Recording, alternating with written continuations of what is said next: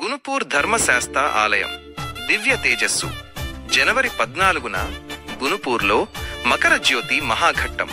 గునుపూర్ ధర్మశాస్త ఆలయంలో భక్తజన కోటి ఆనందోత్సాహాల మధ్య మకర జ్యోతి దర్శనానికి సర్వం సిద్ధమైంది. అంగరంగ వైభవంగా జరిగే ఈ కార్యక్రమానికి వేలాదిగా భక్తులు తరలిరానున్నారు. కార్యక్రమ వివరాలు: తేదీ జనవరి 14, 2026 బుధవారం.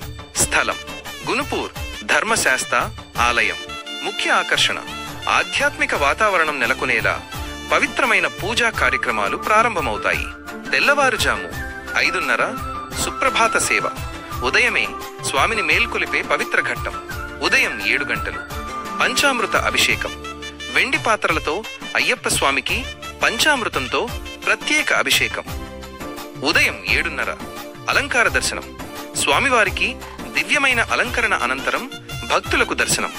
సాయంత్రం మకర జ్యోతి ధార్మిక నృత్యాలు. సాయంత్రం వేళ ఆలయం భక్తి పారవశ్యంతో నిండిపోనుంది. ఈ సమయంలోనే మకర జ్యోతి దర్శనం ఉంటుంది. 6 గంటలు అయ్యప్ప భజన మరియు పుష్పాభిషేకం.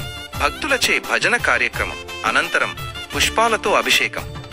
సాయంత్రం 6:30 18 మెట్లకు పడిపూజ. స్వామివారి 18 మెట్లకు శాస్త్రోక్తంగా పడిపూజ నిర్వహిస్తారు. సాయంత్రం 7:15 మకర జ్యోతి దర్శనం. ప్రధాన ఘట్టం అయ్యప్ప స్వామి దివ్యమైన మకర జ్యోతి దర్శనం.